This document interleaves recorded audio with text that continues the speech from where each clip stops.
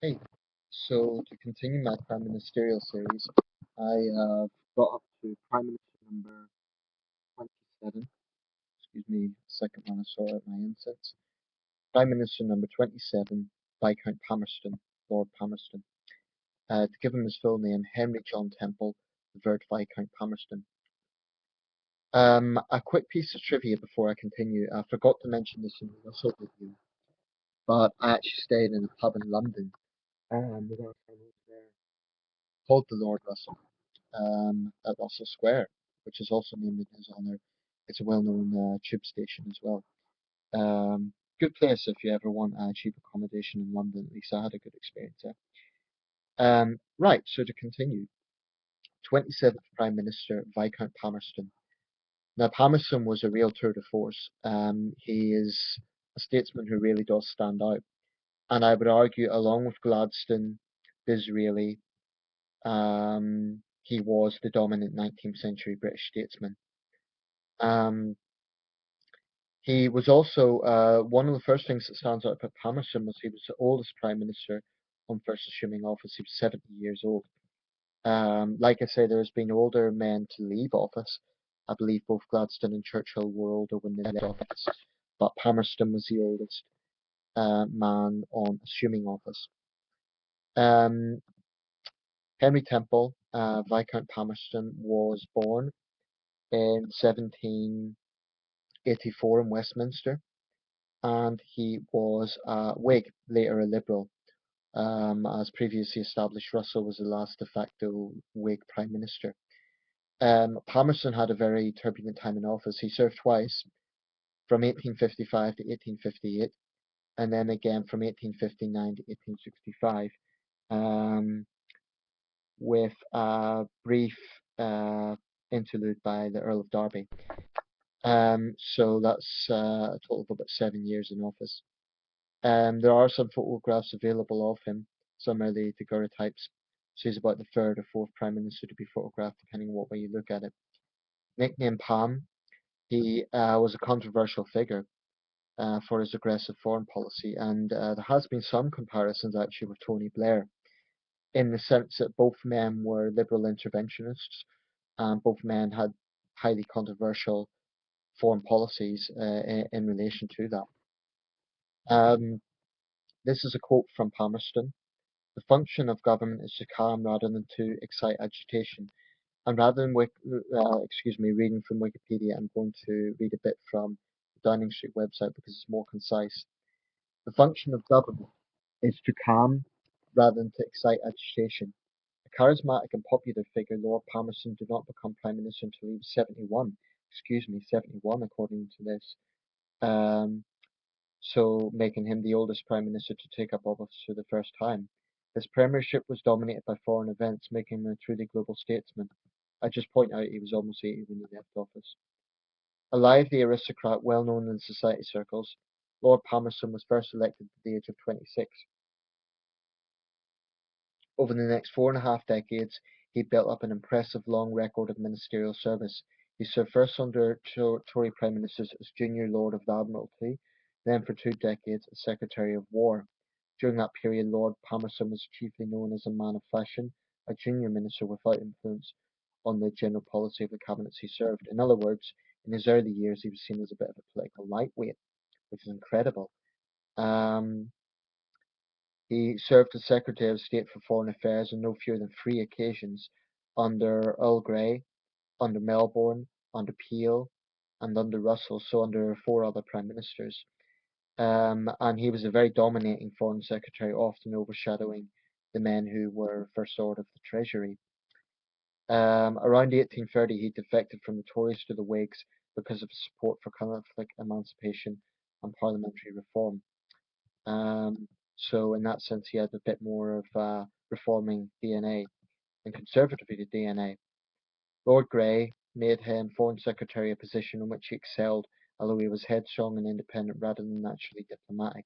His abrasive style earned him the nickname Lord Pumice Stone.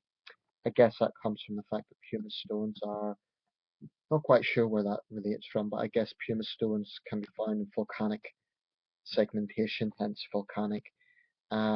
For 2 decades, he was at the centre of foreign affairs not only in Europe but also in Turkey, Afghanistan, the Middle East, and Asia. And I believe during one of the Anglo-Afghan wars, we suffered one of our worst military defeats ever. So that must have had some repercussions on Palmerston, the Middle East, and Asia. He also waged the Opium War in China, resulting in the delivery of Hong Kong as a trading base to Britain in 1842, which of course was in the British Empire until 1997. Shanghai also became a free port at that time. Um, and there's a lot can be said about the Opium War, but I'm going to refrain from talking about each of these conflicts in great detail simply because there's a lot of material already out there, and it's only going to be time consuming. But there is a lot I can say about Palmerston. Um, Highly patriotic, he didn't shirk from threatening the use of force in national interest. So I suppose even some comparisons with Bush in that sense. Um, Bush Jr. This jingoism almost led to his downfall in 1850 when he mobilised the Royal Navy against Greece in defence of a British subject. Lord Palmerston's line that a British subject would always be protected was very popular with the public, but certainly in diplomatic terms that was controversial. And that was known as the Don Pacifico affair. So basically, Don Pacifico was a British subject. He was Jewish, and he was attacked by a mob in Lisbon, I believe. Actually, Greece, according to this. And he basically went in and threatened to use the navy. It should be remembered Britain at this time was a superpower. It was the superpower of the 19th century, in much the way that the United States was in the 20th century, along with the Soviet Union. Um, the British Empire basically didn't mess with it, and Palmerston was very much the embodiment of that. He was finally forced to resign as Foreign Secretary after approving Louis Napoleon's coup in Paris in 1851. The public was angry at his dismissal, but the establishment was delighted, and Palmerston is smashed became a common saying. He fought back by bringing down his Prime Minister, Lord Russell, the following year. His exit from office was very brief. After serving as Home Secretary under Aberdeen, he became Prime Minister himself in 1855 when the Earl of Aberdeen was blamed for the disasters of the Crimean War. Palmerston successfully ended the war. I'll talk more about the Crimean in the Aberdeen segment, and served as Prime Minister for 8 years despite his old age. In his first term from 1855 to 1858, he had a chance to put his foreign experience into practice. He responded successfully to the India Mutiny of 1857, supporting a tolerant approach in the face of British calls for hard treatment. Um, and it's worth noting that within India, that's known as the First War of Independence. Actually, where I live, there is a statue to General Henry Havelock, who was one of the key figures during the Siege of Lucknow, um, and also, I believe, during the Battle of Kanpur. Of course, that's a controversial issue in Indian history, and we have a slightly different take on it. But that's history for you. In his first term from 1855 to 18, I've read that. In February 1858, he introduced the Government of India Bill to transfer the administration of India from the East India Company directly to the Crown. In other words, after the Indian Mutiny, the First War of Independence, whatever you want to call it, um, Britain had absolute power in India. Palmerston was then out of office for a year and a half. During that time, he helped form the Liberal Party in 1859, and he returned to government as Prime Minister a few days later. Political office did not prevent him from affairs with women. A ladies' man, he was cited in divorce case as late as 1863, whilst in his 70s. So there's an analogy, I guess, with Lloyd George in that sense, being a womanizer. He died in office in 1865 after catching a chill at the age of 80. A much-loved public character, he received a state funeral. His last words apparently were, "Die, my dear doctor, that is the last thing I shall do." It's worth noting only a very small handful of prime ministers have been afforded that. Churchill got one, Thatcher got a kind of quasi-state funeral, and Palmerston got a state funeral. I don't believe Lloyd George or Attlee or Gladstone did. Possibly Gladstone, but I need to double check that. Um, he died incidentally at Brockett Hall in Hertfordshire, 1865, at the age of 80. Florence Nightingale said of Palmerston after his death, the way he made a joke when asked to do the right thing, he always did it. He was so much more in earnest than he appeared. He did not do himself justice. As far as I know, he was popular with Queen Victoria. There's so many things that happened in his time in office that it would be I simply couldn't name them all here, but just to name a few. In foreign affairs, there was Italian wars of unification, Italian independence, Hungarian independence. Why does this affect Britain? Because, like I said, Britain was a superpower at the time. So much in the way that pretty much any global event affects the United States, or the United States is at least to some extent involved. It was the same principle here. Uh, During his time in Home Secretary, there was social reform, there was penal reform, um, for example, under Elizabeth Fry and people like that. The Crimean War, which I'll talk about more in the Aberdeen video. The Arrow controversy incidentally sparked the Second Opium War, and there had been a first Opium War during the tenure, I believe, of would have been late 1830s. I guess we're talking Liverpool, or no, late 1830s. Melbourne, I guess, would have been Prime Minister during the First Opium War. But basically, to give a bit of background to this, in October 1856, the British seized the pirate ship Arrow, and in the process, according to the local British official Harry Parkes, insulted the British flag. Um, when the Chinese commissioner Yi Ming-chen refused to apologize, the British shelled his compound. The commissioner retaliated with a proclamation they called on the people of Canton, that's modern-day Guangzhou, a city to unite in exterminating these troublesome English villains, and offered £100 bounty for the head of any Englishman. The British factories outside the city were also burned to the ground by incensed locals. Palmerston supported Parkes while in Parliament. The British policy was strongly attacked on moral grounds by Richard Cobden and Gladstone. Playing the patriotism card, Palmerston said that Cobden demonstrated an anti-English feeling and abnegation of those ties to which bind men to the country and their fellow countrymen. So basically, he was playing the hop.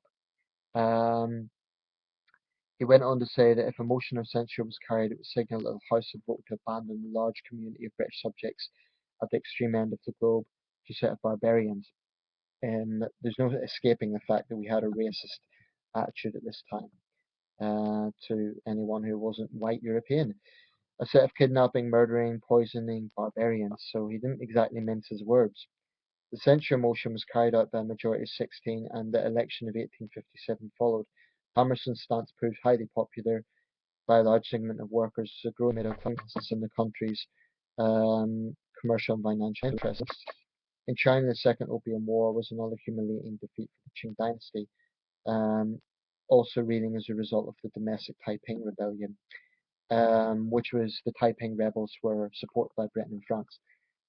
Being someone who's followed Chinese history closely and is very close to China, I can tell you that the Opium War is still something that is often brought up in much the same way that Japanese wartime atrocities are. I recently had someone online say to me, "Do you know what happened to the Summer Palace in 1863 or whenever it was?" And I knew what she was going to say. I said, "Yes, we burned it down."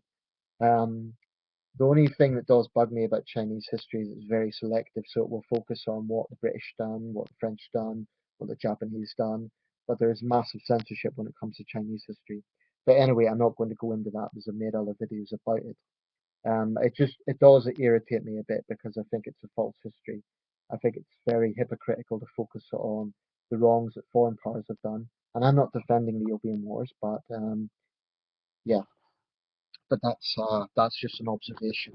So to this day, the Opium Wars, to put things in context, the Second Opium War had a toll of about 2 to 300,000. The Taiping Rebellion, which was a domestic conflict, had a toll around 20 million. It was one of the bloodiest civil wars in history. And talking of bloody civil wars, I cannot mention Palmerston without mentioning the American Civil War. Palmerston again was very headstrong in that, and it actually took Prince Albert to take a somewhat diplomatic role. We very closely came to war with the Union side. This was a complex situation. Morally speaking, we were on the side of Lincoln and the Union because we'd already abolished slavery 30 years previously. Although, like I said, we still had some racist attitudes. We were dead set against slavery. Queen Victoria personally was driven to tears by Uncle Tom's Cabin, and from that point of view, morally, we were on the side of the Union. On the other hand, the British Miltowns, Leeds, Manchester, and so on, very much relied on the cotton industry of the southern states. So this kind of put us between a rock and a hard place. Morally, we were on the side of the Union. Economically, we were on the side of the South. And there were some near famine conditions in the north of England during this time because of the hardship brought about by the economic situation. There were also some very close incidents where we could have well been dragged into the war. There were, for example, clashes in the Bay of Liverpool between Union submarines and Confederate submarines. Like I said, I don't want to give a long-winded history lesson here, but let's just say that more one occasion we have very nearly got dragged into the war. In a very good film, Gettysburg, they briefly mentioned Queen Victoria.